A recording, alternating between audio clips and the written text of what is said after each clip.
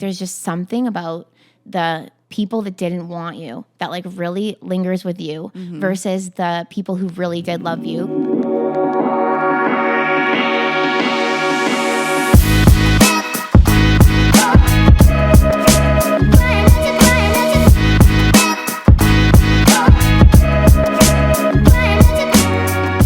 This podcast is a Dear Media production.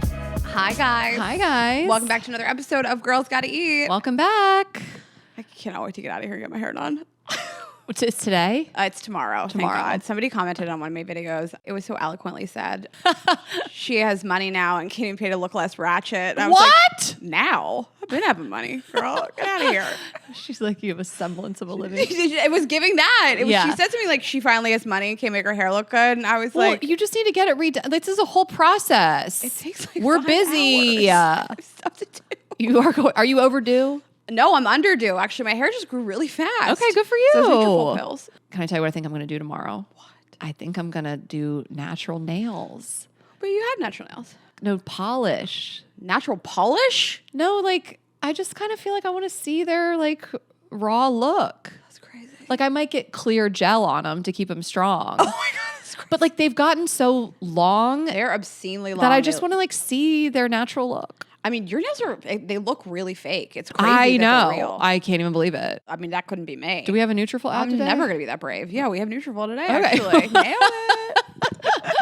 All right, well, let's get into it. Could be me. You see my stubby little nail beds. All right, thanks to Quince. Get free shipping and 365-day returns on your next order at quince.com/GGE. And ZBiotics. Get 15% off your first order at ZBiotics.com/GGE with code GGE. Finally, Helix. Get 27% off site-wide and free bedding bundle with any Luxe or Elite mattress order at helixsleep.com/GGE. And thank you to Pretty Litter. Get 20% off your first order and a free cat toy at prettylitter.com/GGE. And Nutrafol, get $10 off your first month subscription and free shipping when you subscribe at Nutrafol.com with code GGE10. This is like very funny, like behavior. I was wondering what you think about Okay. it. Like, to me, it's jail. So one of our friends texted me, and she does this often, and she just said, "Are you free tomorrow night?" Yeah. No information.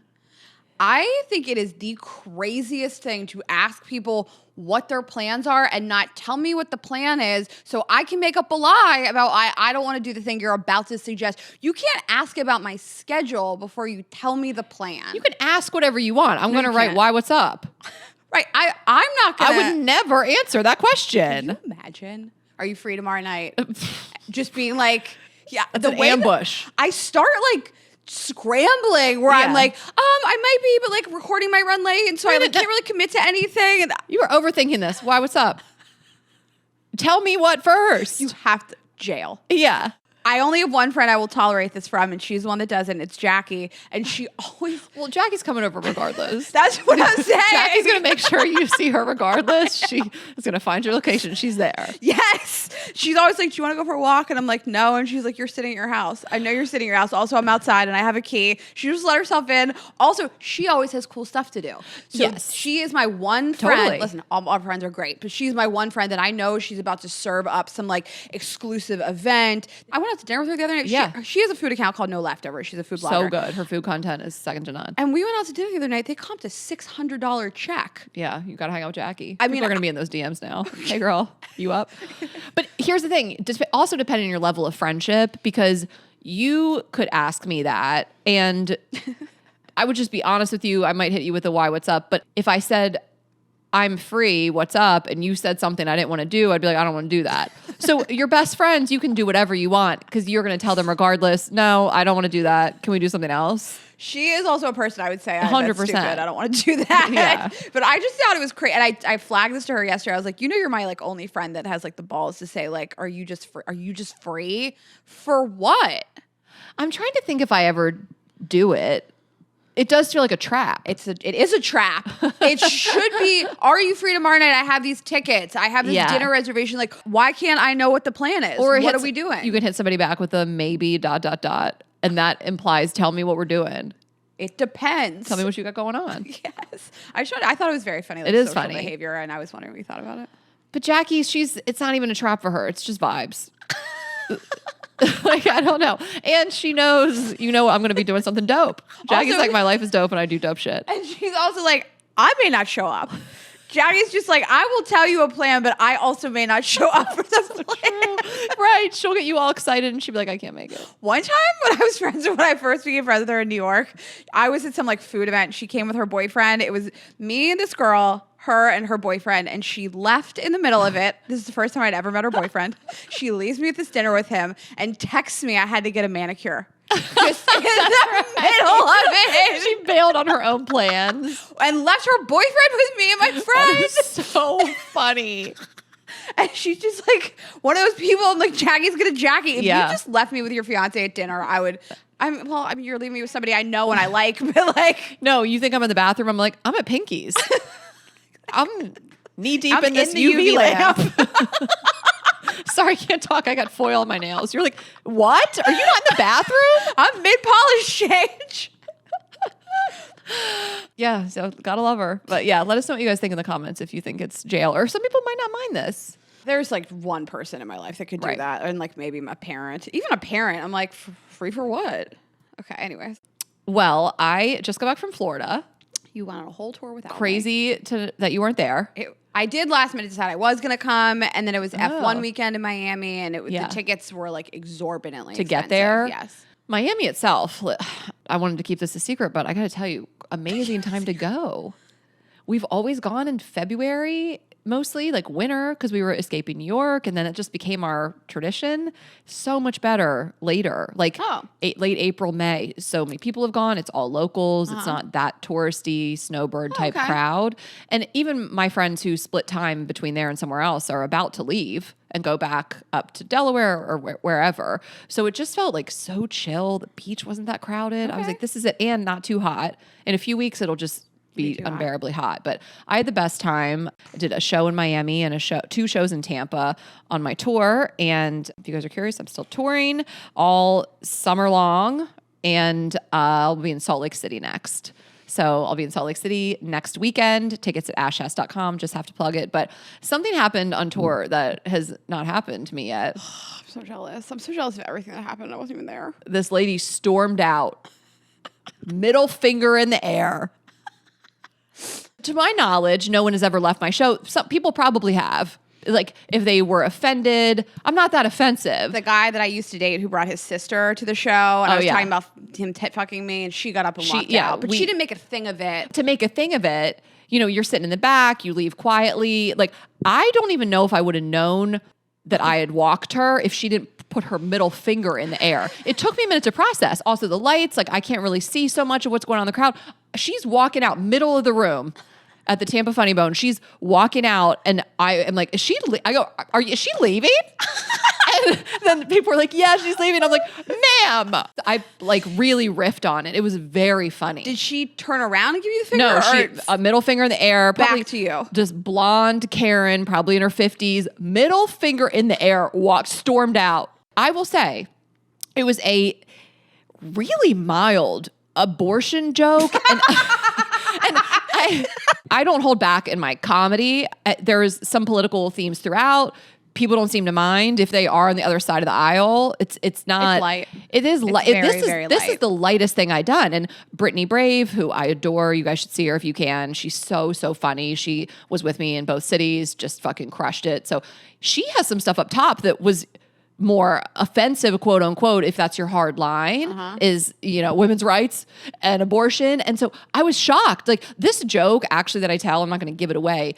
People, wherever you stand, seem to like it. Like, I don't know if she had been fed up at that With point. Brittany's jokes, And then my followed by opening yours, joke, yes. and then she was like, one more fucking abortion joke and I'm out here. And I feel saying there's not that much like in my stand-up about that, but that's why I was so surprised that she left at that, and that made it even funnier. And I roasted her the whole walk to the door. She had to walk through the showroom, roasted her the whole way, and then I was like, bye. And then all the audience was like, bye, bitch. Na, na, na, na. Hey. You guys are chanting. Yeah. You're so lucky. And then I was able to keep riffing on it, it inspired me. I was like horny about it. I was like, I'm going to masturbate to that later. Nothing would turn me on more. Oh my God. Just the finger up in the air. And also, by the like, it's not a political joke at all, and it's just about your own body. I mean, you're not roasting other people. I mean, it's literally just about your own body. Well, and it's so crazy because there is a punchline that I guess you would get offended by, sorta, if you're easily offended, that I hadn't even gotten to yet. I was midway through I was only done the first half. She was out. And I cannot believe I don't have this on film. Like, I had a videographer for my Miami set, but not for Tampa. I can't believe I don't have this. No, I can't believe it either. I can't believe she was that offended. I want to know, like, this is not a rhetorical question. How does that woman get through her life day to day? I mean, she went to a comedy club. I don't think that, like, it's fair. All things in comedy are fair game. I think we've come a long way from, like, let's say really, really horrible, disgusting, offensive things. Like, but you're walking to a comedy club. I mean, chances are you're going to hear some offensive stuff. Like, how does this woman get through her life day to day? I know. And a lot of my shows, probably most of my shows, are going to be sold out in advance. Most of them have been up until Florida. That's fucking Florida for you, where people are there to see me. And it's not as much of walking in off the street the night of a comedy show, because that's what happens, especially on a weekend. You want to go see a comedy show. I used to do this. I mean, back when I lived in Atlanta, it's like, let's go see a comedy show tonight. You go to the Improv, whoever was there. But I always would look them up at least a little bit beforehand, just because I know what I like. And I guess she didn't, because if you looked it up, it says Sex Before Marriage tour lady. Right. So I don't know how she got there. I don't know how she stayed that long. And then that's what made her leave. But You're so incredible. Lucky. You're so lucky. That you do that. So yeah, it was really fun. I feel like it bonded the audience together. Tampa, something crazy always happens there. Tampa is also, so we used to put people's dating apps on the screen and swipe through them. And this girl saw her boyfriend she had just moved to Tampa so sad. up on the screen. Yeah, that was and rough. that was so crazy.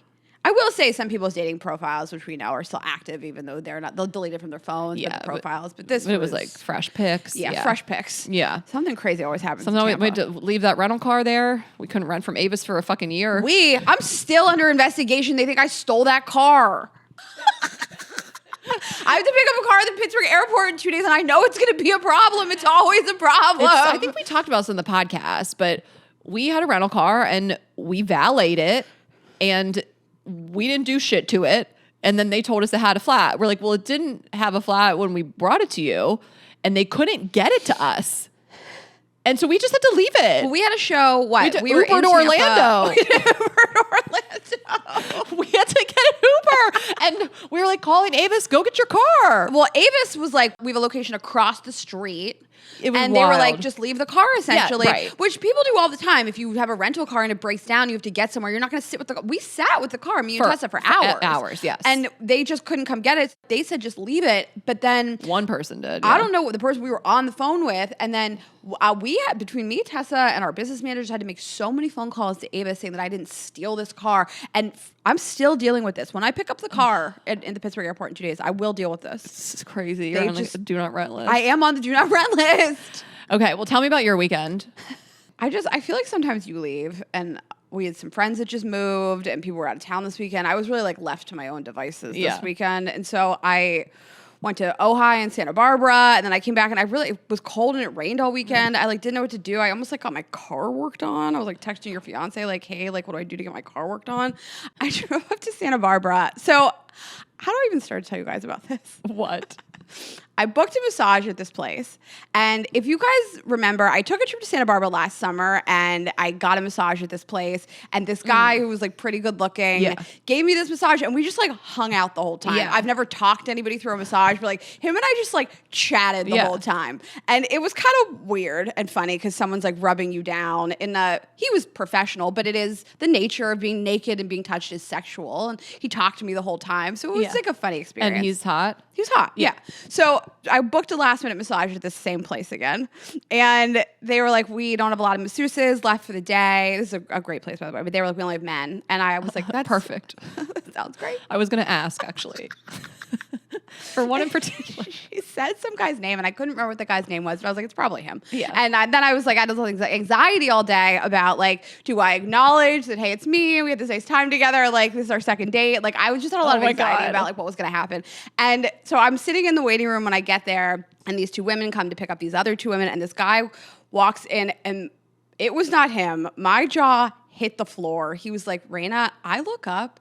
It is a 6'6", the most beautiful man I have ever seen in my life. I almost canceled the massage right there. I was like, I can't get through this. Right. He had the biggest hands I have ever seen, the biggest smile. And he was like, I am so happy to have you here. I'm really passionate about this work. So what are we doing today? What feels good? What doesn't feel good? What parts of your body? He was so amped on this job. And I was touch like, your body. how am I going to get through this? Yeah. Thank God I started on my stomach because I laughed and like was talking to myself like, do not laugh, do not audibly moan. This guy at one point, he was standing at the top of the table where my head was. I was on my stomach, and he took his hands and he ran them down my back, down my sides the entire way, like past my butt, down my thighs, all the way down to my knees. While he was standing up at my head, that's how tall he was. Right. He ran his hands down the entire length of my body, and I was like, don't moan. Don't grab his dick. Don't. I don't know how people get through it. He walked into the room. It took my breath away. Especially if you haven't been touched in a while. Oh, it's like a week, actually. No, not you. Rayna, I literally meant someone who hasn't, not you. I don't Like, know I'm how saying, like, other people do. I don't know, like a woman in like a sexless marriage. You know what I mean? Like, I you don't know people, how. Like, yearn to be touched. Yes. Yeah. I don't know how. He was. You know you. No one wants to fuck you. It's been so long. You probably had sex more recently than me. This morning. No. Then yes. Okay. No, I was so horny. It was insane. I really had to be like, when I was on my back, I was like smiling. And I feel like this is probably what's for men when they get massages and they're like, don't get hard, don't get hard, don't get hard. I was like, don't lick your lips. Don't audibly moan. I didn't know how to don't squirt. Yeah, literally. I was like, there's going to be a puddle on this table. Seriously. And I have to like take the sheet with me. When You're I like, do you leave the mind room. if could you clean up the wet spot? Sorry about The the wet whole table spot. was actually soaked because I was really cold in the room, and he kept like changing out these really hot wet towels on my back. Yeah. So I was like all Thank slimy. God, cover up that wet spot. I know. I was like, this is like plausible deniability because the table's so. Was he talking to you? Yeah, a little bit. Okay. But like not a ton. And I couldn't tell. I was like, please be gay. Please be gay. Dear God, please. You can't tell in California. They all seem gay. Right, exactly. So he opened up his mouth and started talking. And who's to say? That was the hottest man I've ever. Oh my God. I masturbated every day of this week to Totally. it. I don't. This content will last you for the spank bank. I've really had a lot of sex recently, but like I don't. They're all of You the got to go people back. replaced. You're there every day. She's heading out right after this.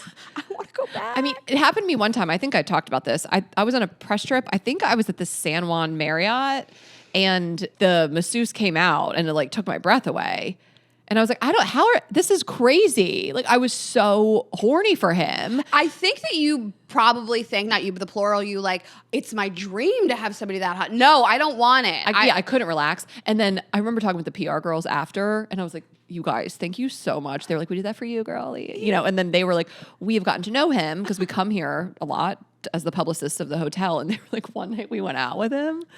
Like drinks, because they've gotten to know everybody, and they were like, it just ruined the whole allure. Never meet your spank bank material. Yeah. Seriously, I was like, okay, that makes sense. They were like, we like to keep him at the spa. Yeah, you do want to just like suspend actually knowing anything about this person. It was really uncomfortable. I was about to listen to Great Spa. I cannot wait to go back. Holy shit. Oh my God. And I really thought like, if he just touched me, what would I do? Lean in. Yeah, 100%. Which that shouldn't happen. People get so mad. She's never stopped doing this. 7 years. She's like, I'm going to talk about massage porn. No one's going to stop me. He was totally professional. I was unprofessional. Him and the spa did a great job. Do you think that like everybody that checks into that spa, like the girls at the front desk are like, she is about to have the ride of her life? Seriously, like I wonder if they vet the women. They're like, yeah, she's going to want it. Yeah, I really did want it. I can't stop thinking about him. And then the other thing I did this weekend, it's so embarrassing. I spent so much time on it. I decided I was going to become a fashion influencer. So I built storefronts on Amazon, Revolve, ShopMy. I did a link tree to my Instagram. I built all these things out. But like, I finally was like, I have a shopping addiction and let's monetize that. Let's put it out into the world. Yes. Let's show people what I'm wearing and allow them to shop for those things. And so the amount of stuff I organized into like lists and links and stuff is crazy. It's unhinged. Is this a plug? Yeah, you guys should shop my. I plugged my tour. You guys go to my Instagram, Do pull your- up my shop my links. I actually made like a really nice link tree, which I'm gonna like suggest that I you gotta also look do at it. Mine is so pathetic. There's 2 pairs of pants on my shop my. I'm gonna teach you how to make a link tree at a shop mine. You're gonna monetize it. It's gonna be great. But I Yeah. got good stuff in there. People always ask me like where to shop for the stuff from my house. Mm-hmm. Shop my Amazon storefront. Get in there. I love this plug. Well, I'm not on tour, so like this is my career now. I'm an Amazon influencer. Make money. Yeah, I'm trying to make money. But I'm you not on do. I'm tour. saying like people make good money. People do make good money. I mean, I think that like you get served these like Amazon dupe accounts that are like, this is just like the so-and-so brand. Like, Yeah. I mean, people, that's what their whole career is. Good for them. But Shop My, and I mean they're really giving it back to the creators, the influencers. Like these commissions did not used to be as high as they are now. Like they're doing it right. No, Like to Know was the first company that did this, and then Shop My. But way back in the day, like just those like affiliate links, it would be such a lower percentage. The percentages are high. They're anywhere from like 5%, and that's usually typically companies like furniture, home goods, things like that, all the way up okay. to like 20% Yeah. from like jewelry companies because like those are higher ticket items. Yeah. But yeah, I mean, it's nice though that these like creators that are just like posting their shit all day long. Exactly. get You're making paid. these companies money. You should Yes. get paid on it. And I like that they know that now. So get on Rayna's Linktree and fund Raynapalooza, everybody. Do need to. I finished Rayna. I planned it. I sent out the invites. It is love locked it. and loaded. Well, I have one more thing I want to share with you. This is a DM, multiple DMs. They keep coming. And I think I mentioned this before that this guy had messaged me, I have a micro penis. Have you ever seen one? He has sent me that message too. Are you serious? Have you seen it? No, I didn't follow up secretly and ask to see his penis. Okay, well, here's why I ask. So he is going in my DMs. I don't open these. I just let him fly, let him cook. So he said, this is started on March 16th. That was, I have a micro penis. Have you ever seen one? Then the next one, probably a few days later, can I show you my micro penis? Then a few days later, liberal twat. So I posted something political. He didn't know. He's responded to my Instagram question slides where he's written, I have a micro penis. He's dying to show people this micro penis. Liberal twat. My penis goes inverted when soft. I love you, mommy. Liberal. Babe. Oh. It would be an honor to show you my micro penis. Ask Rayna. That's why I'd asked if you'd seen it. He's like, ask Rayna about it. She knows. And then, should I eat my own cum? And then lastly, typical liberal woman hating on men. Oh, is that because of Drew's interview? Yes, he is unhinged. He doesn't know if he loves me or hates me. He changes his mind a lot, and then he just seems to forget. Jenny Jones was like, wait, I kind of want to see. She was like, can you show it? I'm like, yeah, can you imagine? That's how we get kicked off Instagram. I just think he's so funny. Like 1 minute, he's like, my micro penis this, my micro penis that. And then he's just like, fuck you, you cunt. All right, well, bless his heart. Okay. Have I seen it? No. And now I'm going to have to block him. Ask Rayna. I know, I should just block him. He's in my like hidden, but I'll look in there sometimes to watch him go. And then he'll delete stuff. Oh, and then he just gets back in. He's really going through something. Okay. It's just so funny because we talk about Republican guys having these small dicks, and it's like, there's a proof. Yeah. There's the You actual outed proof. yourself. Yeah. Your inverted micro penis. A man who hates women with the smallest penis of all time. Okay, well, we're just going to talk about our partners, and then we will get into it with Josie. Okay, so honestly, I'm getting a little older. I don't bounce back after a night of drinking the way I used to. And that's not really an option for me. I like waking up really early. I like feeling good. I have a business to run, and I want to feel good when I get up. So I've turned to Z-Biotics, and I am so happy about it. So Z-Biotics pre-alcohol probiotic helps your body break down. Listen, this is not my fault. It helps your body break down acetaldehyde. Listen, you guys made me read this verbatim, and that's on you. It's alcohol's toxic byproduct, so you feel better the next day. Here's how it works. When you drink, alcohol gets converted into a toxic byproduct in the gut, which is that word that I can't say. It's this byproduct and not dehydration that are to blame for your rough next day. And there is a proactive way to help with the next day instead of a reactive approach. So they come in these cute little bottles. You drink one before a night out, and you can confidently just kind of plan on having a great next day. Yeah. And I hate when I wake up foggy. I'm just like not ready to go. People are asking us questions, and I want to like support the people around us. All the girls I was with in Florida all do it. Like outside of me, the podcast, they were like, do you guys do Z-Biotics? I was like, Like, love that. And I love the idea of this in gift bags for like weddings, birthday parties. With pre-alcohol, I can stay on track and not let all this summer travel and celebrations just fall to the wayside. Go to zbiotics.com/GGE to learn more and get 15% off your first order when you use the code GGE at checkout. Zbiotics is backed with a 100% money-back guarantee. If you're unsatisfied for any reason, they'll refund your money. No questions asked. Remember to head to zbiotics.com/GGE and use code GGE at checkout for 15% off. Thank you, Zbiotics, for sponsoring this episode and our good times. Okay, and I am telling you guys about Pretty Litter. This is for any cat owners out there. Of course, you want to keep your cat healthy and extend their life.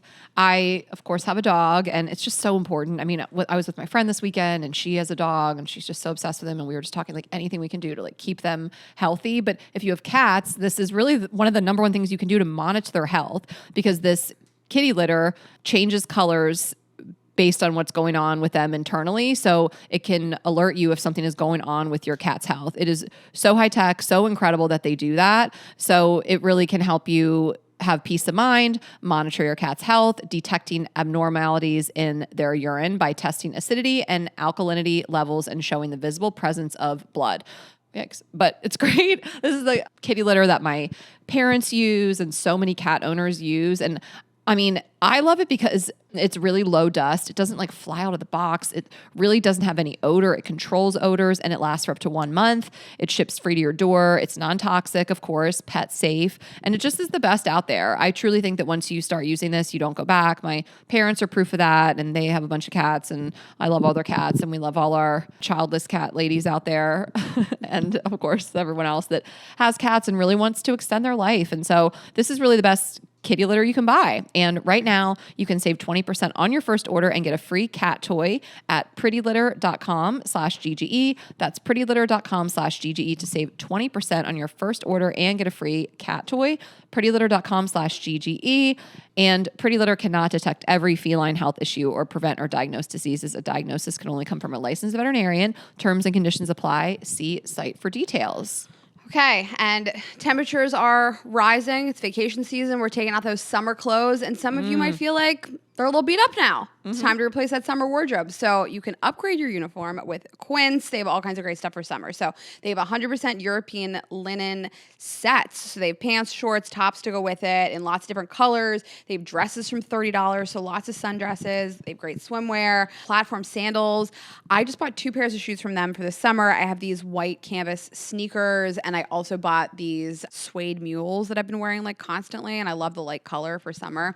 Everything just looks so luxe and high end, and it's priced 50 to 80% less than what you'd find in similar brands. So I love the site and I love their prices. And there's so much to choose from, and they only work with factories that use safe, ethical, responsible manufacturing practices and premium fabrics and finishes. I mean, if you guys want to get a beach bag, sandals, any type of like cute summery outfits, they really, really do it right for the right price. So can't recommend it enough. I just got the Italian leather hand-woven crossbody bag. I love a crossbody bag just for every day. Traveling with it, I always have it like with my carry-on, and I just love this. It's in taupe, so it's like a nice light color for summer. I was using a black one, and now I just got this. I'm obsessed with it. It's the best crossbody bag. They have great bags. It looks like so high-end. I mean, it is. It's really nice, but $99.90, under $100. All right, well, treat your closet to a little summer glow up with Quince. Go to quince.com/GGE for free shipping on your order and 365-day returns. That's QUINCE.com/GGE to get free shipping and 365-day returns. Quince.com/GGE. Okay, let's get into it.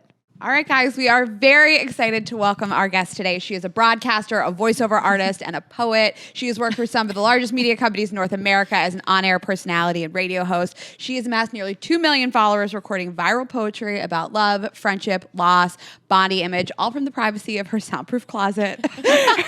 Her debut book, I Hope You Remember, is out tomorrow. Please welcome to the show, Josie Balka. Thank you guys for having me. Wait, this book, I just need to give you guys a warning. Like, read this.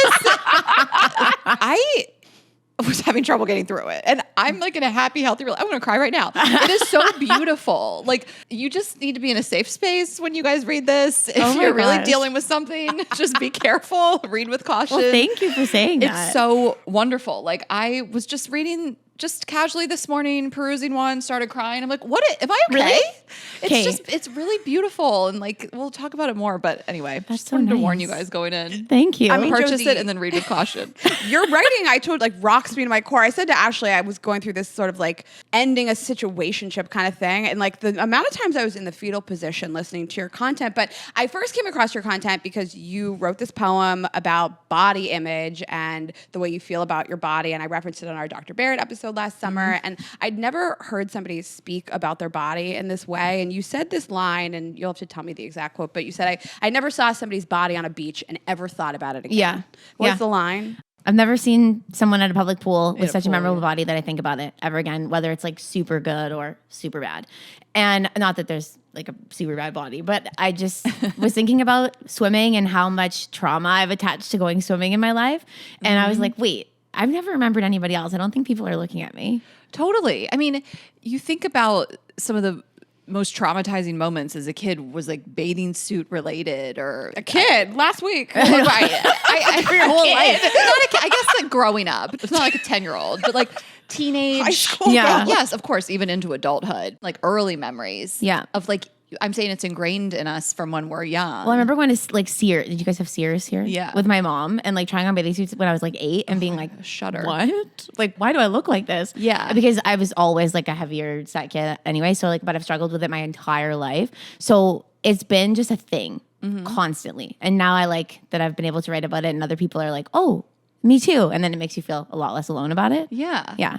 Well, let's talk a little bit about your background and just kind of share the brief story of your life and career. I think it's so funny to say like viral poetry. Oh, I know. It's like, I love weird. it, but it's like you're really bringing poetry back. Well, yeah.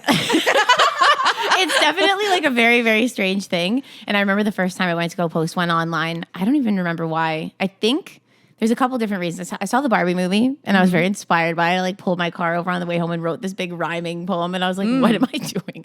And then I got home and I was like, I think I'm going to post this online. And I did. I don't think that many people liked it. And then when I was turning 30 2 summers ago, I lost my mind over it. And then I wrote like a little thing about turning 30 and people seemed to really like it. And Okay. obviously it's like sometimes you need other people's validation to be like, okay, I'll keep going. Because if Totally. nobody liked it, I'd be like, okay, well, never mind.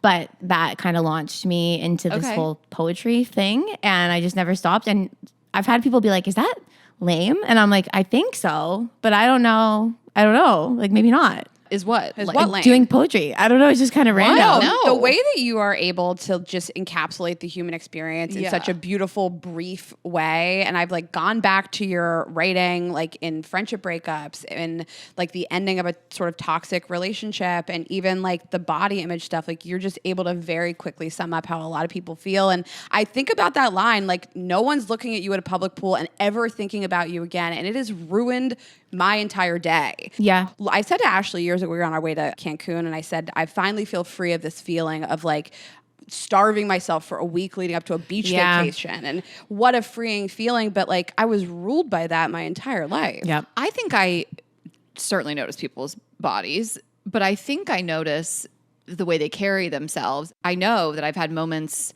on the beach or at the pool seeing, and I'm really happy with my body now, but I haven't always been. And seeing a woman that maybe like had a certain body type like me or had cellulite or whatever Yeah. she had going on, and like her wearing a 2-piece, carrying herself, looking so confident, like that is helpful to me. Oh, like, yeah. That's what I think when I look at women's bodies. Oh, I think you like notice it for Yeah. sure. But I would never carry it with me till like a week later. sure. And be like, guys, I was at the beach last week and I saw like, like I just wouldn't bring it forward. Right. And I think in the moment, like if you have a different body that like looks a little different, I've had this happen before where like I have a lot of stretch marks, I have scars from plastic surgeries and stuff where people will be like, oh wow, like you're so brave to wear that. And I'm like, what? Like really? And then so they are noticing, but I don't think they're going to like don't their go home friends and at think dinner. about it. Yeah, exactly. I guess I notice that people when they carry themselves with confidence more Totally. than like what their body looks like. I don't know. Well, Yeah, so the day I agreed. met Ashley, we were in Aruba. So I met her at a dinner, and the next morning we went to this catamaran with all these people, and we were all in bathing suits. And there was like a conga line of people in bikinis dancing around the boat. And we had just eaten lunch, rice at like 10 a.m. It was rice. It was rice for breakfast, full on carbs. And I looked great, by the way, but and never in a million years would I have gotten up and gotten in that Congo line. Ashley, in her bikini, jumps into the Congo line and she's dancing around the boat with all these strangers. And I was like, that's the most confident person I've ever seen in my life. That lasts though, like And that it lasted. That lasts. I was like, I want to she's be so her brave. friend. Yeah. That's so We'll post funny. a video. You guys can go to YouTube and we'll show it. But that's, to your point, Ashley, that's what sticks with you about a person is like, yeah.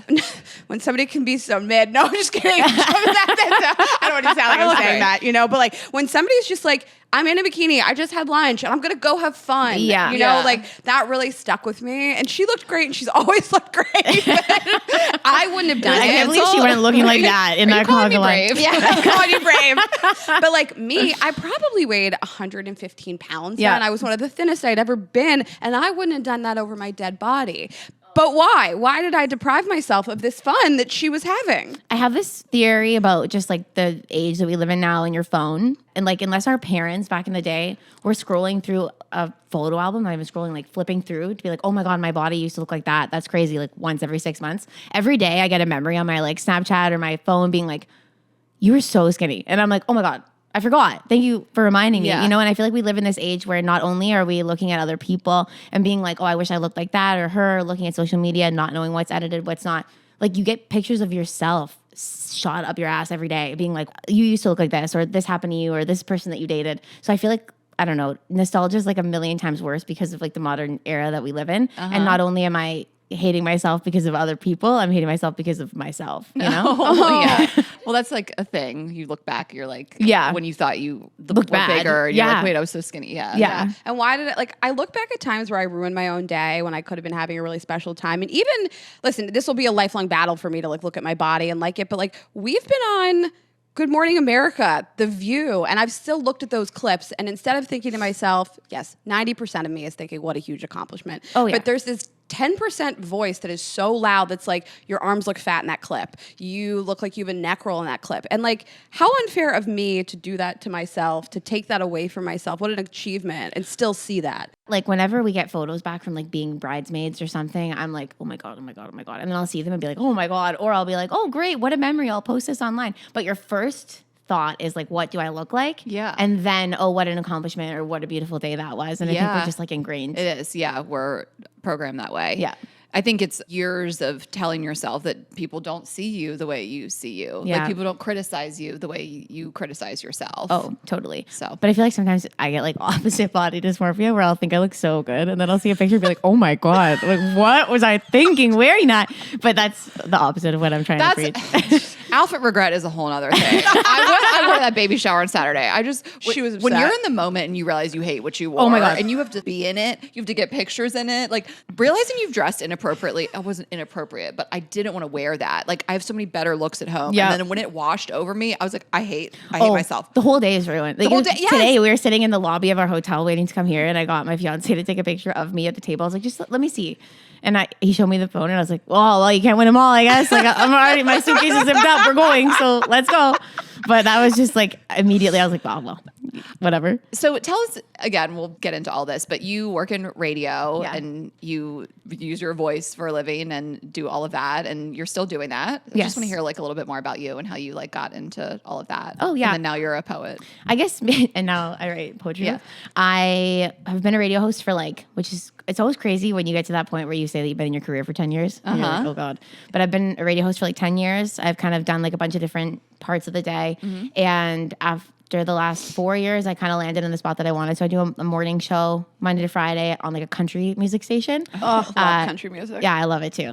I do that with my buddy Greg. He's my buddy now. We met doing it, but it's really fun. I like love waking up in the morning and doing that. Obviously, waking up at 4 a.m. every day kind of gets a little old sometimes. So we were talking about this recently because I dabbled in some radio, but I was never Yeah. on. When I was on the morning show, I was like would come in it later in the show. But we were talking about people who have to get up that early. What time do you go to bed? Oh my God, too late. Like my health has just gone downhill, and I'm like, whatever. It just is what it is, I guess. But I go to bed at like 10. Okay. I get in bed at 8. I go to bed at like 10 or 10:30. Okay. I scroll and like But then you have to get up at I was going to say I read, but 3? I don't read. My alarm goes off at like 4:20. I get up at like 4:45. What time does your fiance have to get up for work? 6:30. Okay. So the alarm goes off. This would be I think about this in relationships all the time. Like He hates if we had a 2-hour disparity between what time I have to get up and you, like that, we would break up. You could sleep in the other bedroom. Yeah. No, tough. we've thought about that because like he hates having to hear my alarm and I snooze it. Like I'm like a Yeah. 4:20, 4:25, 4:30, 4:35, like snooze. Not the snooze over. Oh and yeah. over. I mean, constant. we all do. And sometimes I'll just get like a whack in the back to be like, get up. And I'm like, okay, I will get up now. But it's not great for him. For me, it's fine. Not your problem. Yeah, I would have to be the you in the relationship. Yeah, like if he wants to sleep in the other room, he can. But I'm glad that he doesn't. So Well, that's my nice. fiance woke me up at 7 this morning. I was like, we're not doing 7. No, I know. 7's I early. said I want to get up earlier, but I meant 7:45. He has turned you into a totally different person. And honestly, I can't decide if I like it or not. 'Cause my mornings used to just be mine. And now I'm like hearing buzz, from you. buzz. 7:30, I Oh, get like yeah. the first 5-minute voice note. And I'm like, where'd she come from? Well, also having a dog doesn't help with having to get up. Like, Yeah. we have to set our alarms on the weekends to get up 10 hours after we go to bed so we can let our dog out. For the dog, yeah. Well, we've been getting up with the hatch. This You is like like, that? Oh, yeah. he's so into it. Oh, you're not? I love it, but he's discovered it, and we wake up with these like tribal flutes, and the light starts going. It's just like, it feels like we're at the spa. That's it's unreal. nice. I've heard of it, and Yeah, I thought, you should look into it. I can't. Because then it would be tribal flutes and light, and he would be sleeping he for would 2 more hate you hours. even more. So it would be even worse. But if I could, I would love to do that. So, can you tell us a little bit about your current relationship, and then we'll back into your past relationships that have inspired the Yeah. book? But I just want to hear about how you guys met. You're engaged and you're married. We met on a dating app called Hinge. Okay, That's everywhere, right? Yeah. Okay. I know it's just Canadian or something. yeah. I don't know. And we went on a date, and then we loved each other and got married, or we're gonna get married. But no, he's great. I was kind of at the end of my rope. I don't know about you guys with dating, but it's like it can be tough sometimes. And it was like a Wednesday, and I had double booked 2 dates with 2 different guys. And I literally showed my co-host at work that morning. I was like, there's this guy, Steve, and then there's this guy. I think his name was Drew. And I was like, which one? And he looked at them and was like, go with Steve. And I was like, okay. And we went for 45 minutes. Or I told him I only had 45 minutes. I was like so at the end of my rope with dating. And we just like hit it off and had a really nice time and kept seeing each other again and again. And now we're getting married. So boring. It's so and boring. that's what like good healthy relationships. But it's good. Like That's what I'm saying. when I met him, I was living downtown, and I was just about to move into a nicer apartment downtown because I had just gotten like my dream job or whatever in my career, and he helped me move into it, and I was like, oh, this is ruined now. Like if we don't last, you help me move into this apartment, Yeah. and I don't even get to have my like single girl era in this really nice apartment. Whatever, it's fine. So I moved into that apartment, and then he lived deep in the suburbs, which I purposely put in the dating app to not let happen. Like I Right. was like 2 kilometers or miles or whatever max away from where I live downtown. Yeah. And he must have been in the area while he was swiping. you got Because scammed. now I live way out in the ends of the earth. So Okay. that's worth That's it. so funny. So I'm on this dating app called Field, and it's sort of like Grindr in the sense that it tells you how close somebody is to you. And like, I knew this guy went out of town this weekend because I could see his Oh, God. distance from me. You It went just from, like, watch them. It went from 1 mile to 260 miles, and I was like trying to think like what's in a 260 mile radius. He told me he went away this weekend for work, and I was like, I know. It's so crazy to like kind of have someone's location at that stage. Yeah. So only like sex apps do this. It's like Yeah. Grindr and Field. No, they're 10 feet away. Go Yeah. get them. Yeah, you can go have an orgasm in 10 minutes. Okay. And then you guys live together now. Yeah, we moved in together a couple years ago when Okay. my lease was ending. And at first, I just kept telling him, like, I'm making this big sacrifice for you living in the suburbs. And now I've like changed. So you guys both there. live in the suburbs. Yeah, now. we live now Got in it. his house. Well, Got it. Okay. our house. Okay. But And then you're it's- getting married a week before me. Yeah, that's Yeah. crazy timing. I said it was the same week, and you said October 25th, and I don't know why my brain was like same week as Well, it Ashley's. technically is. because I know the exact week. I know the day she's getting Yeah. married. Yeah. Her rehearsal. Same week. I mean, she has like stuff starting on like Thursday and Thursday. Friday, so I Yeah. was like, it's the same Well, week. now I'm reading The Wedding People, and I'm like, should we start on Tuesday? Kinda. Should we start? Have you read this book? No. Is Oh it my like God. a long wedding lead up? Well, it's like a rich people fancy wedding that starts, which a lot of those types of weddings start like Tuesday. Oh, yeah. No, I'm not starting on Tuesday, but we can start doing something. Start doing stuff. People Honestly- are coming in Wednesday. I'll be back from the other wedding I have to go to Yeah. on Monday. It's kind of fun. We went to an Josie's? Indian wedding last year. You guys are invited to my wedding now. So Yeah. But we went to an Indian wedding in the summer, and it was so long. Like there's just Yeah. so many different. Well, my festivities. fiance's Indian, so people are like, Okay, so are you doing like the? We're doing some cultural stuff, but we're not doing the full, even just budget wise. We're not doing the full. They did a mix. 4 or 5 days, horses. I don't get to ride in on a mini elephant or a mini horse. You don't know that yet. You don't know that yet. I haven't decided. If you guys ride in on an elephant and I get a mini horse behind you We're guys. not going to do an animal. It's only you on the mini horse. Just down the aisle. My brother will pick you off of it and put you there to officiate. Or officiate from the horse. Yeah, you should stay on the horse while Stay you on do the it. horse. I want your brother to do the Lion King thing with me when he lifts me onto the horse. So quick. Off the horse. It's all about you now. It's like your wedding instead of hers. Well, I get to officiate. Oh, Which I'm very that's so excited awesome. about. Headlining the wedding. Yeah. Okay, we're just going to take a quick break and then we will get back into it. Nutrafol, I mentioned this up top. I will get into, of course, everything that does for your hair, but I really think it helps with the nails too. This is the only explanation I have for why my nails are like I know, this. it's Never crazy. had them like this in my life until I really started religiously taking Nutrafol. And I was with these girls this past weekend and they were talking about my nails and how good they looked. And one of the girls was like, "Do you take Nutrafol?" Because same. She's the same thing going on. But I really take it for my hair and I really rely on it. I take the women's formula and this is a supplement that is going to help with your hair issues. Half of women experience hair thinning and it's nothing to be ashamed of, but it really can be something that can affect how you feel about yourself and your looks, and everyone's root cause of hair thinning are different. So one size fits all approach to hair growth doesn't cut it. And of course, I think when people think about this kind of thing, they're like skeptical. Does it work? Is it going to work for me? But this is the #1 dermatologist recommended hair growth supplement. It is trusted by over 1.5 million people and is clinically tested to deliver real results in just 3 to 6 months. And there are different formulas, the women's vegan, women's balance, and postpartum. Of course, a lot of women experience issues with that postpartum. It is really easy to add to your routine. You take your 4 capsules daily. No prescription is needed. You can order online with free shipping and automated deliveries, which is what I do. And you can subscribe to save up to 20% and enjoy perks like a one-on-one naturopathic consult and a free Headspace membership to support your hair growth journey. So we love this. It has helped me so much. I can't honestly imagine my life without it. It's part of my day-to-day. I take this and I think it has really, really helped. If you guys are dealing with any sort of thinning, shedding type issues, this can really help you get your hair back to where you want it. So this summer, stop worrying about your hair and start making memories. For a limited time, Nutrafol is offering our listeners $10 off your first month subscription and free shipping when you go to Nutrafol.com and enter the promo code GGE10. Find out why Nutrafol is the best-selling hair growth supplement brand at Nutrafol.com, spelled Nutrafol.com, promo code GGE10. That's Nutrafol.com, promo code GGE10. Okay. And Helix mattresses. I mean, nothing is more important to me than sleep. I sleep 8 hours. I think it's why I look youthful. I think that's why I'm able to wear this shirt that says "Woke Up Sexy" again, because my Helix mattress. It is so important to me to be comfortable when I sleep, and I have Helix mattresses in all my bedrooms.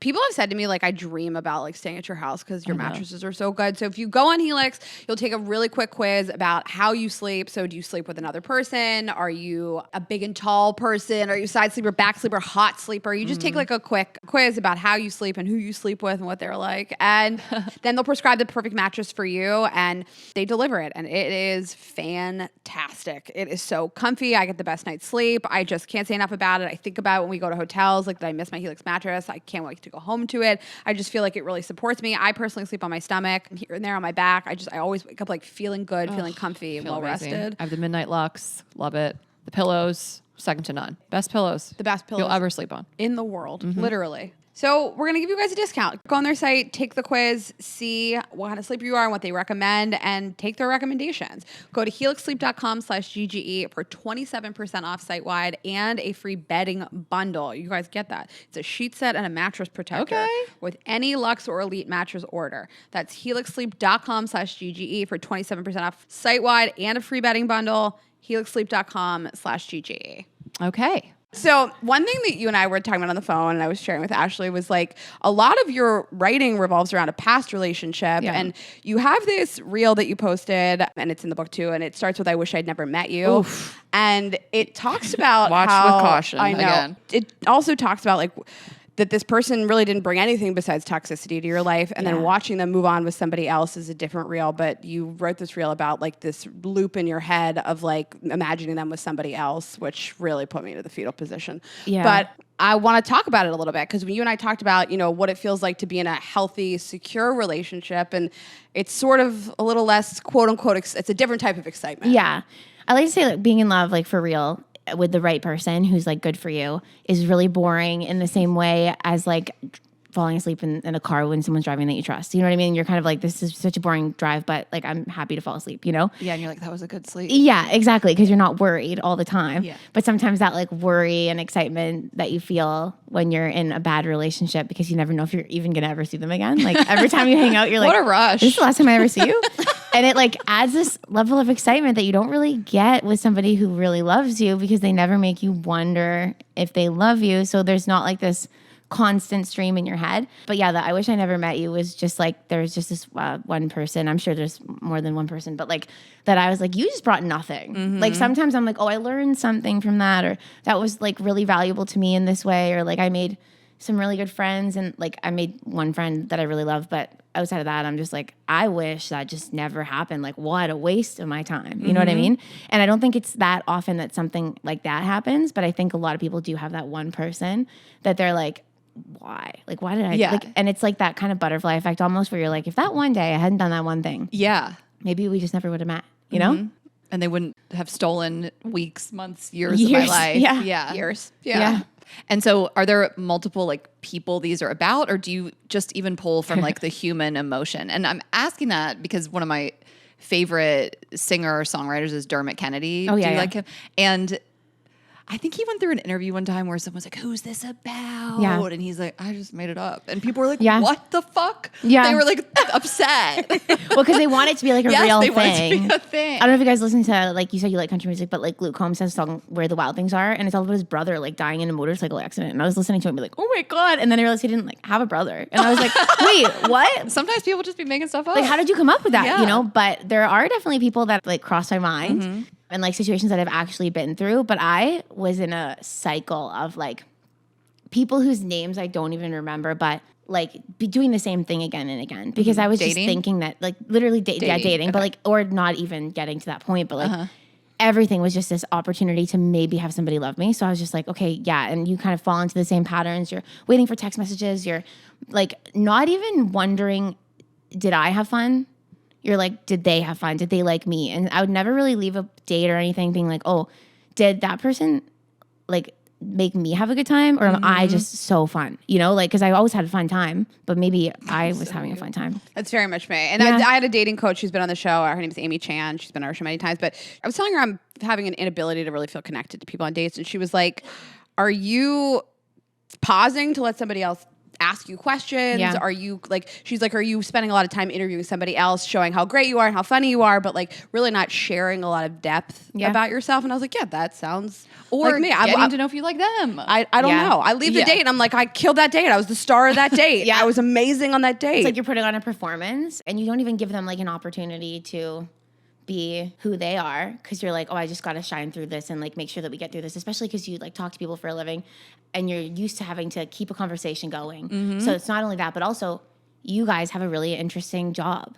And a lot of the time when you have an interesting job and you're talking to someone who, and there's nothing wrong with this, it's a great job, works in finance. They're like, I work in finance. You're like, cool. And then they probably have a lot of questions for you about like your cool job and the cool people you talk to and all that kind of stuff. And it like gets in the way a little bit sometimes. Would you find that? Because you have a cool job. You work in radio. Like, would you? I guess locally, yeah, it was interesting because like people listen to the radio in the city, but I tried to kind of push away from that a little bit just because I didn't want it to be like, what if they don't actually think I'm cool? They just think that I do cool stuff, you know? Yes. And that might cross your mind too sometimes when you're dating. I'm just thinking about like trying to find other topics other than my work life. It's like, hard. What Ashley and I do is so fun. I mean, we get to record 2 episodes a week. We're on tour all the time. You run your business, We own a like- sex toy company. Yeah, that's crazy. And I have been thinking like, what kind of questions can I ask people and like lines of conversation that have nothing to do with what I do for work? Yeah. Yeah. I went out with a guy that I just ghosted me. It was terrible. We slept together, whatever. But I remember the date and he was so interested in what I did. And I like looked back on it and we'd had drinks and I shared too much about our do that now. business. I like trusted him weirdly. Like we hung out for hours. It was during COVID. He so you're seemed kinda great. in the trenches together on the street in a tent, you know. COVID times though was different. So You're like telling weird. people your life story. But I walked away. I was like, I didn't tell him any like trade secrets, but I was like, I just like told him too much. And Yes. I felt like I was being interviewed about what we do. He was so enthralled by it. And like, I would rather someone obviously like me for my personality, you know, the way I am with my family, my dog, my friends, than like the job, even though that's a huge part of who we are as well. But yeah. But in those situations, when you walk away from that and like, I don't know if it's just like a women thing, maybe men go through it too, but you start to spiral because you're like, what did I do wrong? What did I say wrong? What did they not like about me? And then like, there's just something about the people that didn't want you that like really lingers with you versus the people who really did love you. Cause I feel like I've been in love and had really like a few really great relationships over the years.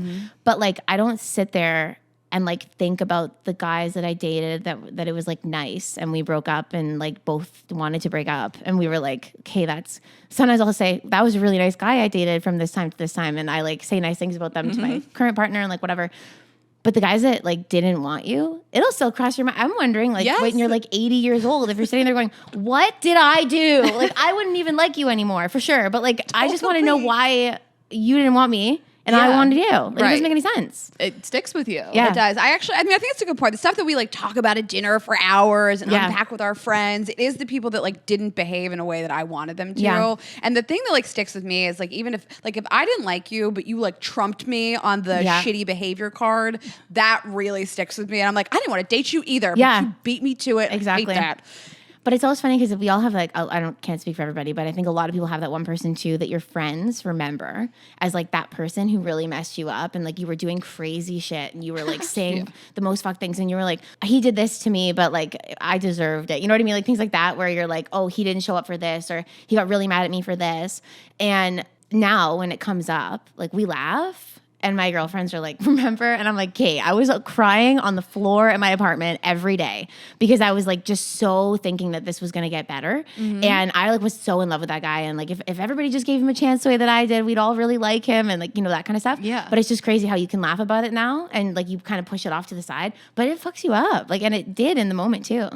And you're like, who was she? Yes. Like to look back on my old self and my past relationship before I moved away from Atlanta, like I don't even know that girl. I mean, I was obviously a lot younger, but like the yelling and the screaming and the drama and the breakups and the crying and the friends having to hear that all the time and sticking through it with me, thank God. But like I would annoy myself and I couldn't be more in a different relationship, different person. But I think it's also comforting to know you can change. People can definitely. I mean, I think that there's certain ways that we can change and then certain people who never do. And like, that's kind of like, I just have a feeling about certain people that they're probably still the same. And I hope they're not, but they probably are. But I was just thinking this like on the flight out here, because I just think about the most emotional, annoying things all the time, was just like, I was like, there's no way that that's the same girl that I am.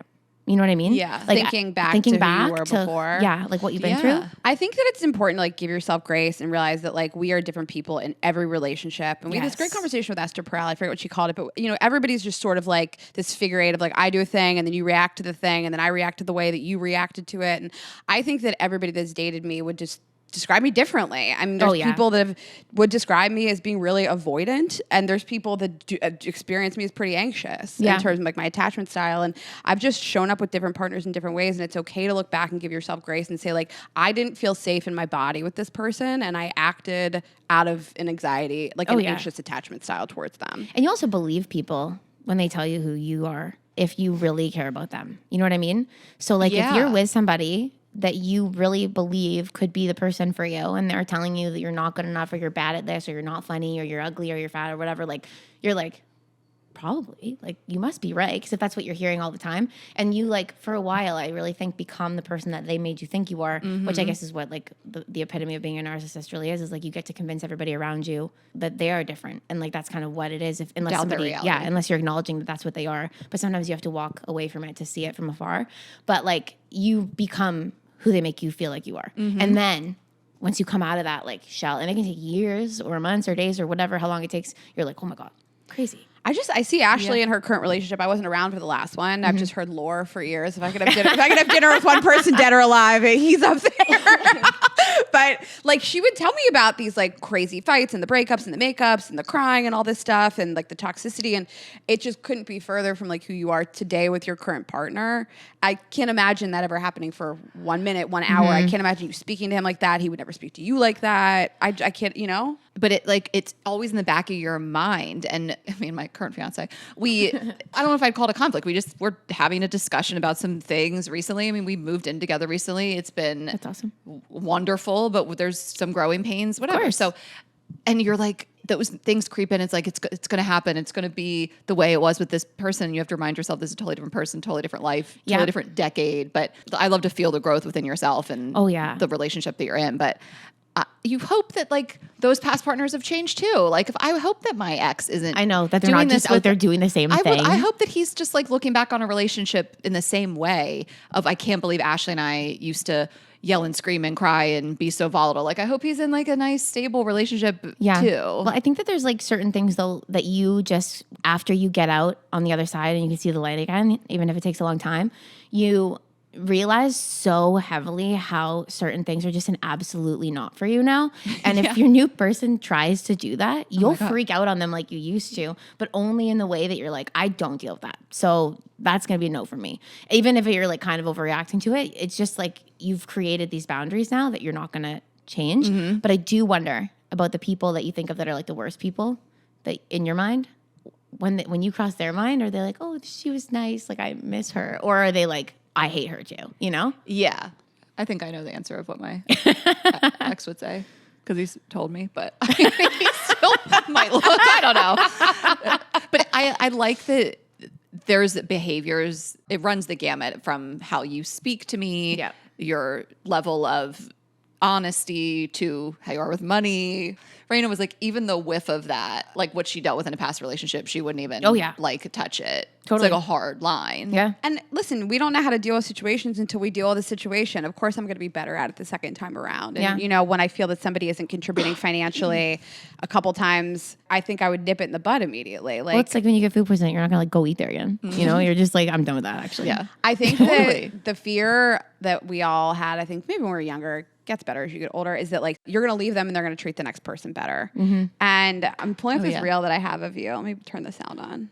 People got mad at this one. The person who ruined you because they didn't love you properly probably isn't going to ruin the next person in the same way. They may actually never do it again.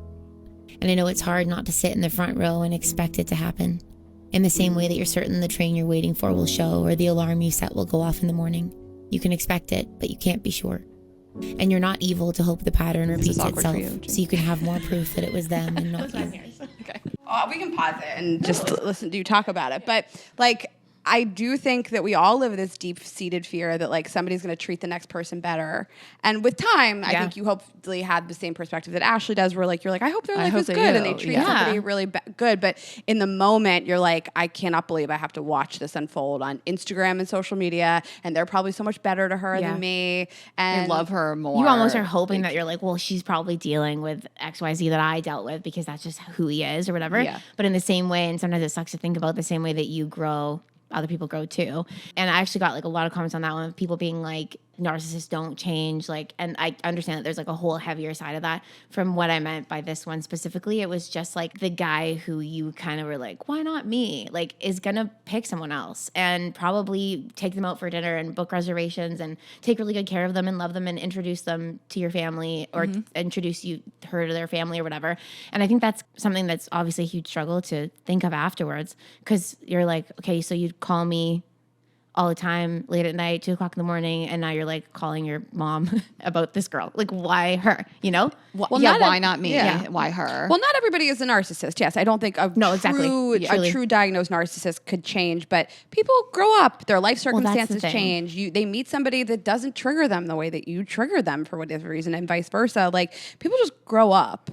Yeah, and I think that it's hard to wrap your head around that sometimes. But like, somebody didn't want you doesn't make them a bad person. It just means they didn't want you.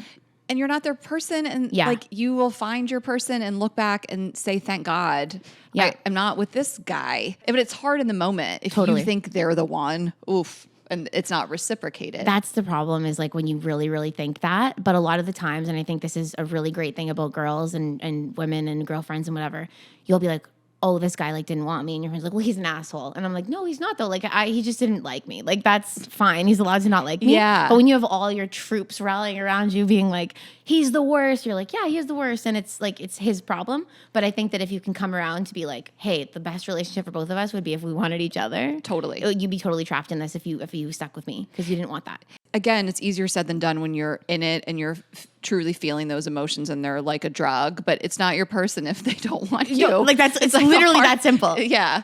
But that's so funny. And we've talked about this. I think we talked about it with Jared Freed like years ago where like you want that crazy story to share at brunch of this terrible thing he did. And your friends are all like, he's an asshole, he's a narcissist. And you're like, no, I don't know. It just didn't work. Oh, I know. That's one of my things. I have so many friends who will just jump down the throat of anybody else. Like I'll be telling a story and they're like, she did what? And I'm like, no. Hang on. I'm friends with her too. I'm just telling you a story. Yeah. And like, it's really great to have friends that fiercely devote themselves to being your friend. Yeah. But sometimes it can actually be a little toxic in the way that you're like, wait, you need to see both sides of this. Mm-hmm. And I think that like some of the best friends that you'll find in your life are the ones who will be like, I don't know if he was the problem in that. Like it might've been you. We say that. And that can come with age too. Yeah.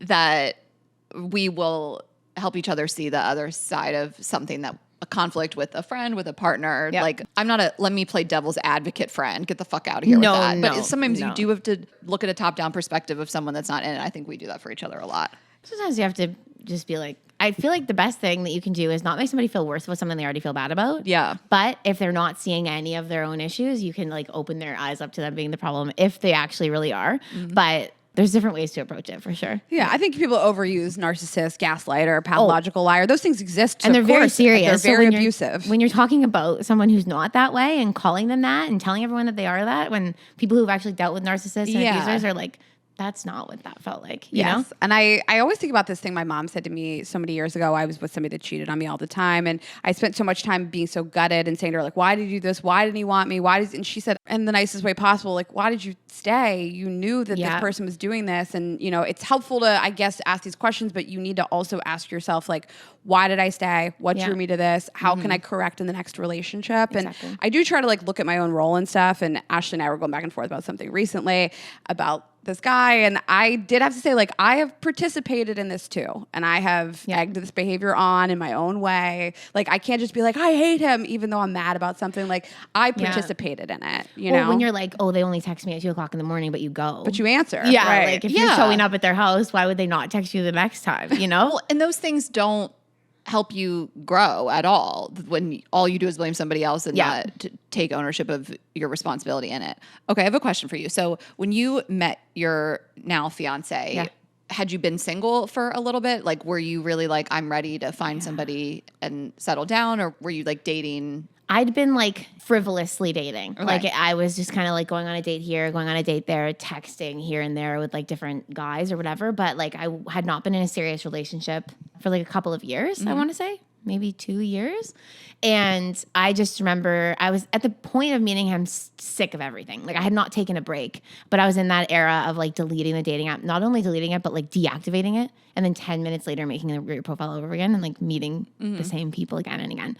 And I was just kind of at a moment of, I think I'll be done if this guy ends up sucking. You know what I mean? Yeah. Yeah. This one I marked, which I love this, and it's just, if you're not the love of your own life, what's the point? Like that kind of thing. And that ends with you're the love of your life. Don't ever forget. I mean, it's just really like made me emotional because that's how we think. Like you should love yourself and feel complete without a partner. So I was wondering if that came from your own experience and kind of feeling that type of way before you met him. I think like meeting him made me realize how much fun I was having on my own and how much fun I'm having in like a different way because he's around. And like I really, really romanticize my life when I was living in my little apartment. Like I had a few little ones and they were just like crappy and like ugly and I loved it. I had like one cup and I like love that time. You know what I mean? Yeah. People come to my house, they just bring their own cup. I was like... I was poor, but it was really fun. Totally. And, you know, and now we live in like this nice house and we like have our beautiful life and all I can do is romanticize how much fun I had with just me. And I'm like so excited about all the experiences that I got to have because I was by myself. And like, I just love me for that. I think I did such a good job of giving myself such a fun time and I made such great friends and I found the guy I was looking for and I did it all just me. And it was like just such a great thing. And it made my life such a cool story, even just what's already happened. And there's so much left, I hope. But like, I love myself more because he is so nice to me, I guess. Made me realize that I was actually pretty great the whole time. Well, also just the single years are so important. Like, I want everyone to experience that. You can't know until it's over. Oh, I know. Sometimes I lay in bed on a Sunday night, just like having my glass of wine, having dinner, watching TV, and I'm like so happy alone. Dude. I'm so happy I don't have to do it with somebody else. So nice. I felt like that. I felt it in the moment. Yeah, you always did. Yeah, I was just like, this is the best. I mean, I wish in the moment, I would like find these like deep core lonely moments. and those two, Those come, but I wish that I just had a little more of my shit together at that time. So I could have been like, wow, this is so cool. Like, you know? Yeah. Also that, like when I talk about the most fun being single, it was like when we were like started the podcast, we're making all this money, we were traveling the world. Yeah, exactly. Like That when was I in my was 20s. When I was in my 20s single, I wasn't like, this is amazing. No. Me and my one cup, You're like poor. I know you have nothing. My car smells like cigarettes. I was like, I'm out. Like my car this was a disaster. sucks. And now I look back at those times and I'm like, some of the biggest struggle points of my life where I was at the grocery store, like not buying cheese because it was so expensive. I look back to that and I'm like, wow, that was so fun. Yeah. You know? Yes, totally. Yeah. Aw. Well, can we talk about friendship a little bit? Because you write about friendship breakups, and I was asking you what your listeners reach out to you about, and you said you get a lot of requests, a lot of song requests for breakup content. No, yeah, for sure. For friendship breakup content. And we talk about it a lot on this show, and I think that like those are the relationships that get a little less airtime, but they're so like the friend breakups are so formative, whether it's like a slow burn or something like really catastrophic. So can we talk about it for a little bit? Maybe I'll play one of your reels. I was making a close friends list on Instagram and I scrolled past your name. And I didn't add you to my list of close friends. I had to stop for a moment in disbelief to come to terms with the fact that you and I are not close friends anymore. We're actually not friends at all. It's funny how when you learn about love, you learn about family and you learn about partners, but you don't learn that much about how deeply you're capable of loving your friends. How a piece of you can die with a friendship. I'm so crying. I find it so hard. Like, I mean, I obviously connect with everything I write because I write it, but I'm just like picturing me in the closet. Like, I play the piano behind everything too. You're playing the piano? Like after, like I'll listen back and be like, let's score this track. But you're doing it? Yeah. Amazing. But like when I hear them back, I'm like, whoa, that's like, it's weird to hear like from like in a cool moment like this. But anyways, yeah, friendship breakups are one of the most fucked up kind of breakups that you'll ever experience. I really, truly believe that. Yeah, because you're not supposed to.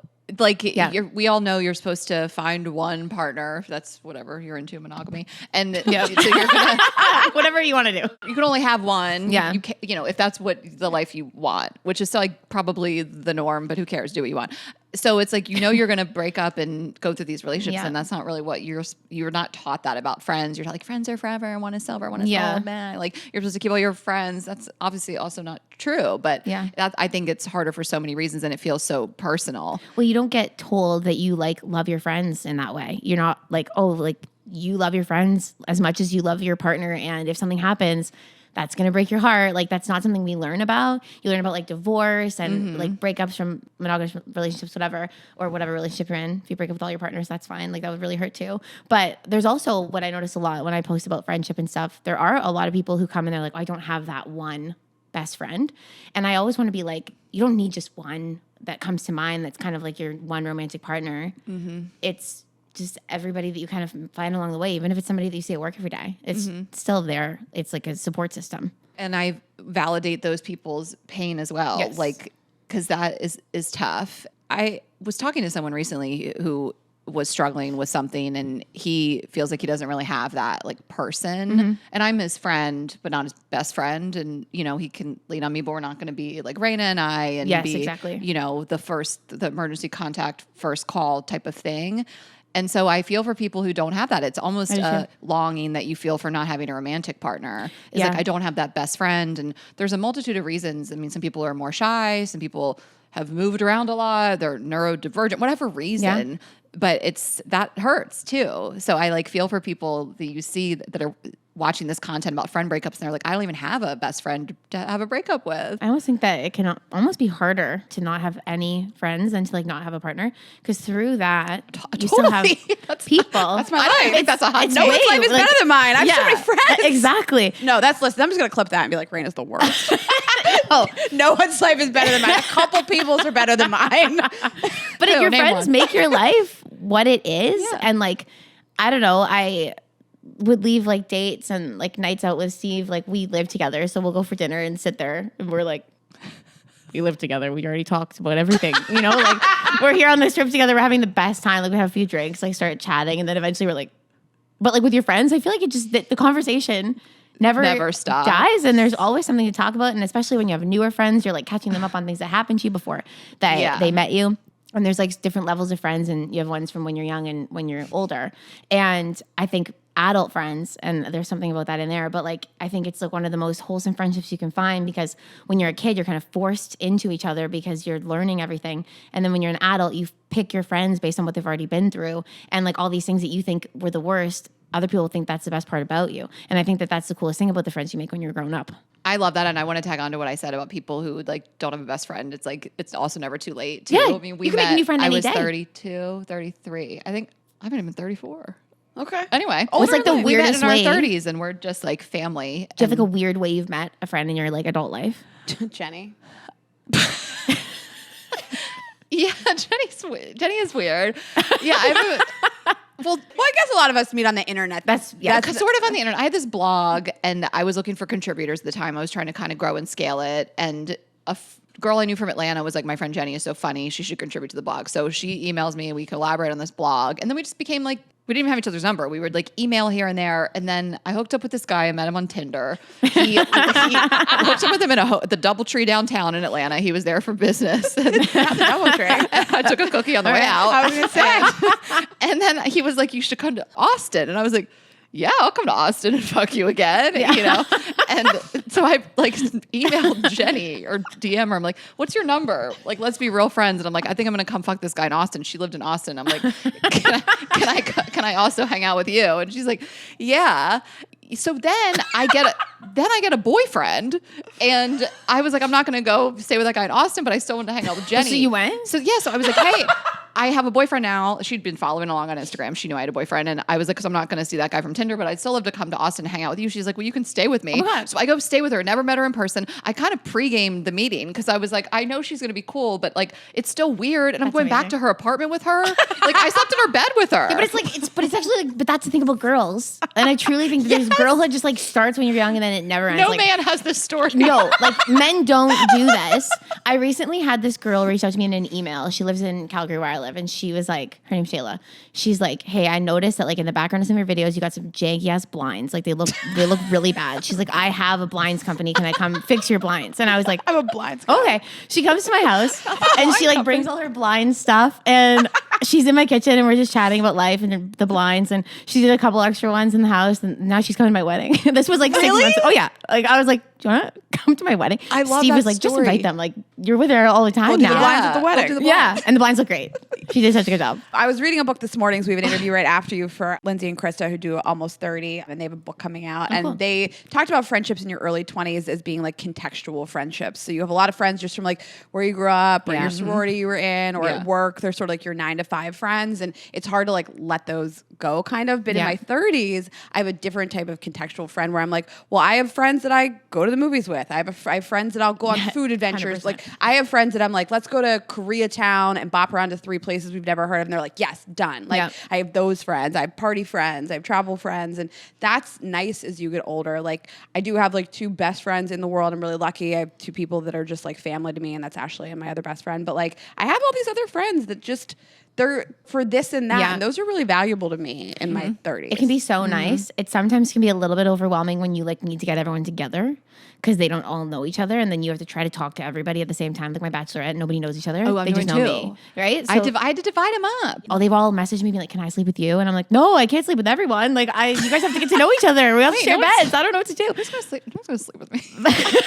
gonna sleep it'll with be her. like girls always get along. Like, well, that's actually such a lie. Some of them will mostly get along, I think. But like, I think that, like you said about the friends in your 20s, grow apart from them. Unfortunately, like the friends that you met in college, friends you met in high school, like kind of, especially if you don't live in town anymore, every time you see them, you're either going to have more and more in common and feel like no time has passed, or you're going to really feel the time that passed and that you don't really have that much in common anymore. Yeah.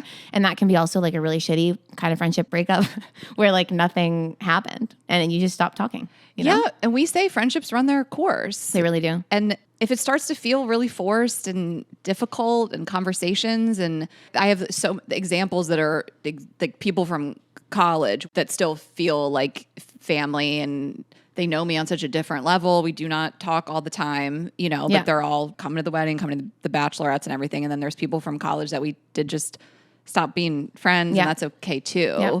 And some of this is like, you know, based on lifestyle values, the way of the world today. I think you sometimes look at people like we just don't look at the world the same way and our values don't align. There's that too. And that rips people apart, and that's okay too. That's a really hard one where you kind of see other people's values. I've got values, of course. I'm not very vocal about them. But I feel like if someone's super vocal and not open to hear your opinions, it also makes it kind of harder to keep a friendship alive. Yeah.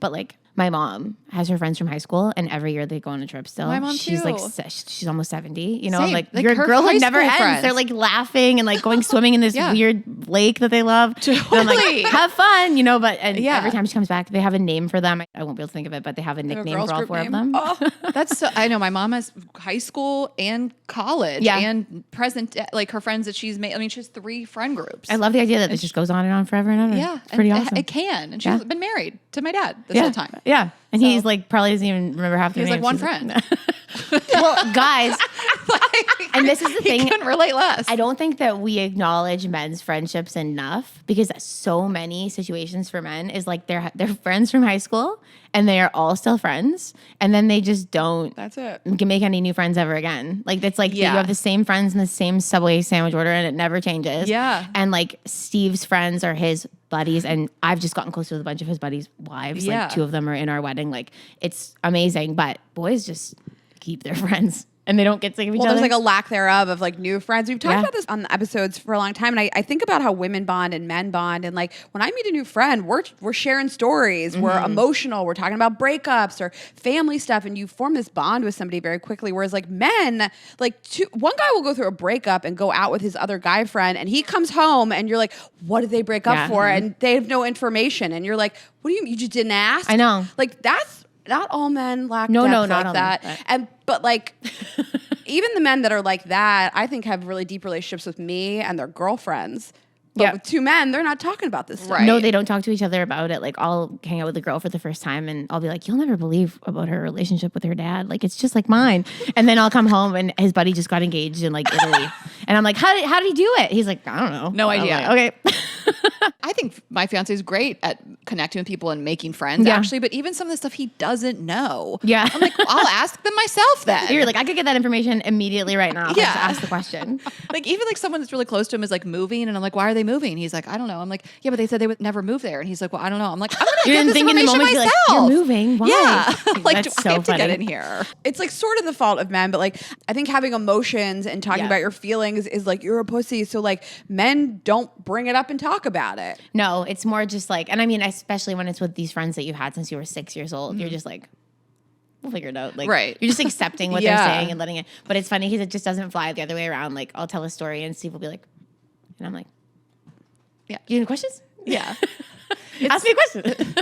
It's so funny you talk about being like at dinner with him and like not having anything to talk about because you live together. Yeah. And like, I refuse to be a couple that's not talking in a restaurant. No. So the other night we were at dinner and we were kind of tapped out. We've been together like the whole weekend. I was couldn't like, believe you went out to dinner after we spent the whole day Yeah. doing activities. That's hard though. Sometimes you're just like, I don't know how she did and it. we have a lot. We're buddies. We have a lot of. We're not best friends, but we have a lot to talk about. And like, I was like, okay, let's rank our top 5 favorite dates. Yeah, like, I was like, I literally will pull something out of my ass with each other or just in the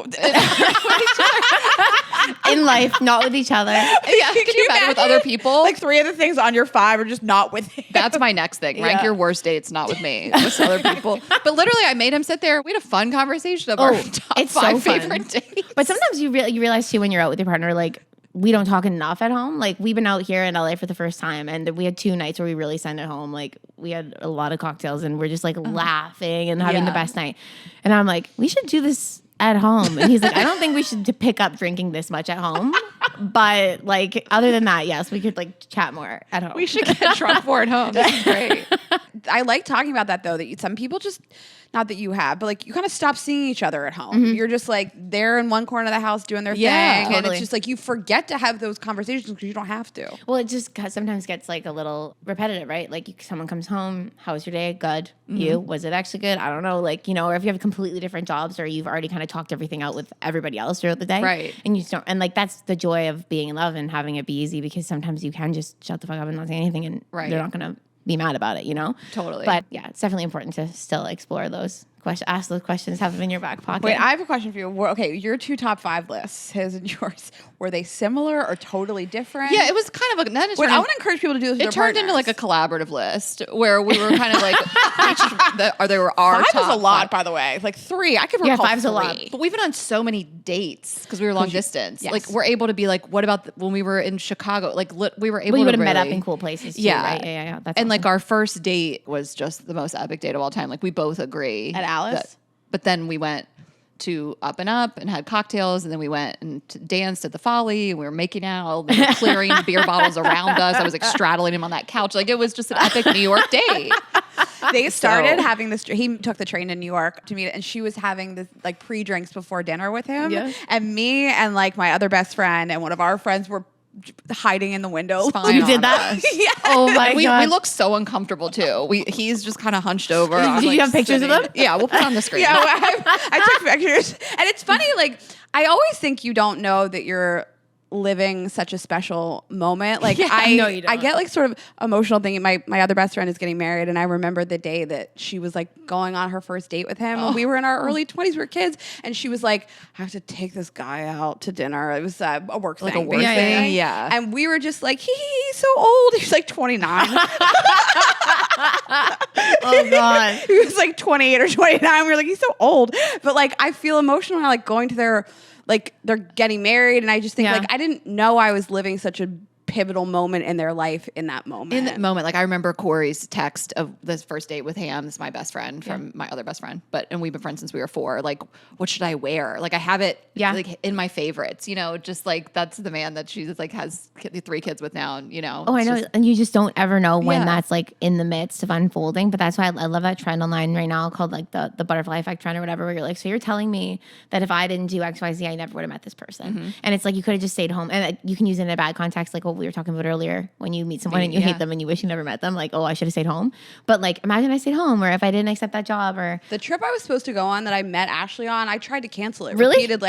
I couldn't line the dates up because I had these 2 weddings in between this week. And I was like, if you guys can't make it these exact dates, it was like an influencer trip. I was like, I just can't come. can you I imagine? changed the date for Rayna. Well, you said, was it your radio co-host that picked Yeah. the picture for you? Yeah. So you were only going to go on one of the dates Yeah. with the 2 app. Yeah. And did you ever ask him why he chose that guy? It was just a vibe? I think he said he liked the way he looked. Yeah. Better, he was more handsome. We did that with Bella, who was before Tessa. She had 2 guys Oh my God, I on still her remember it. Hinge, and In the car. we picked one as well, and she dated him for years. Oh, really? Yeah. Yeah. Yeah. See, that's crazy. I literally was just like, which one? I just screenshotted both profiles, and he was like scrolling back and forth. I had also just met my co-host like a week before, so we were all new friends and whatever. Oh my God. And then it actually ended up being really serendipitous too, because deep in the suburbs where we live, my co-host lives 1 block away. So I ended up moving and seeing him every single day and living in his neighborhood. And he was like, "Great, should have picked the other guy. Now I'm with you all the time." Yeah, I can't escape you. That is,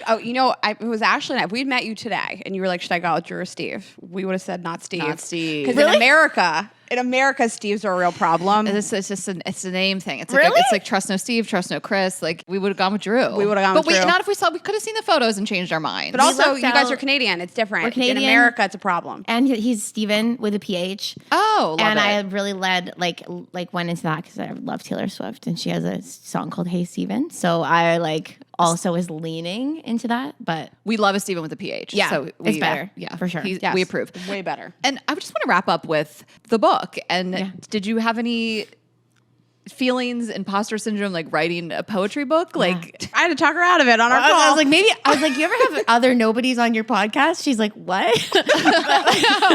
But yeah, like for sure. I think I don't know if you guys believe in manifesting and stuff. We live in LA. Okay, yeah, true. You have to, or you can't live here. I don't, but this kind of made me be like, oh, I guess maybe that does work. But I had compiled all my poetry into like a book form just to see what it would look like. And then like the next day I got an email from an agent that found me on TikTok.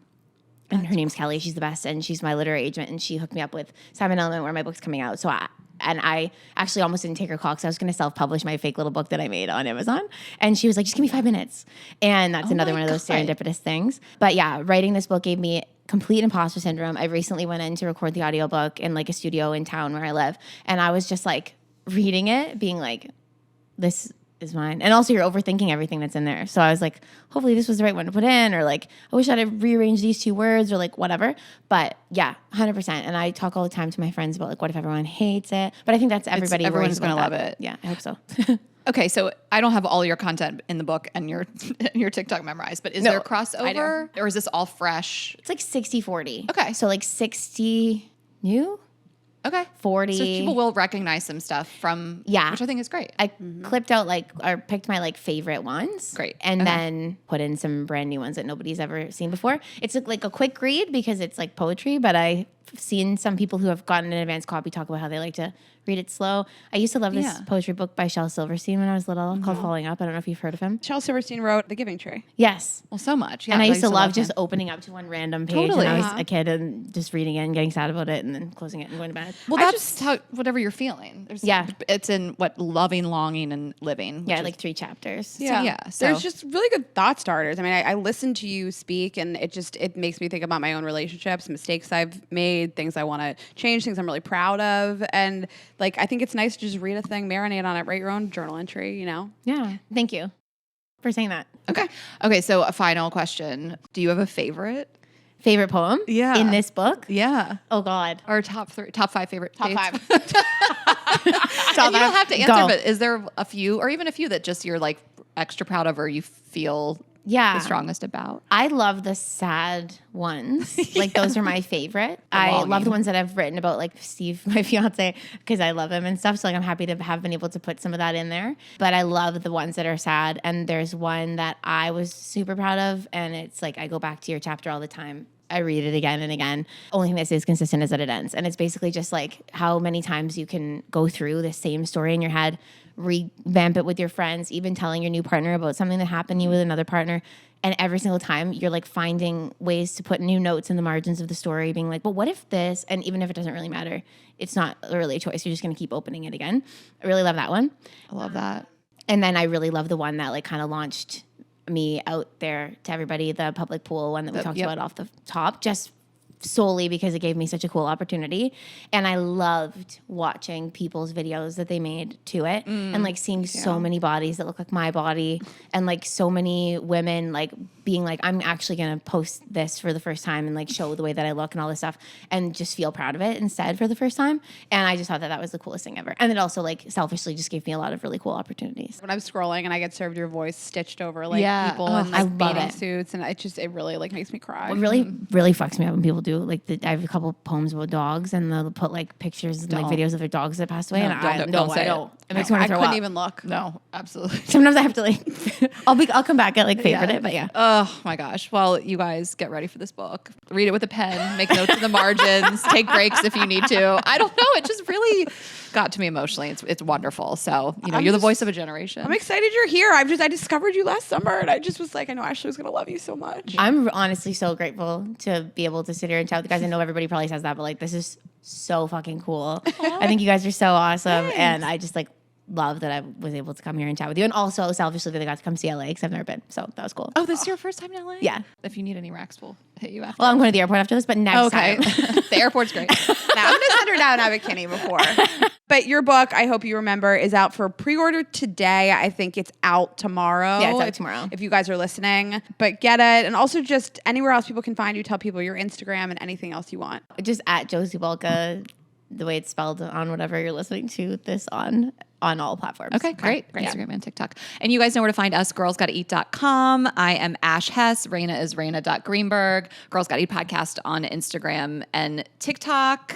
Subscribe on YouTube. Share this episode with a friend. Get Josie's book. And we will see you Thursday. Have a great week, guys. Bye.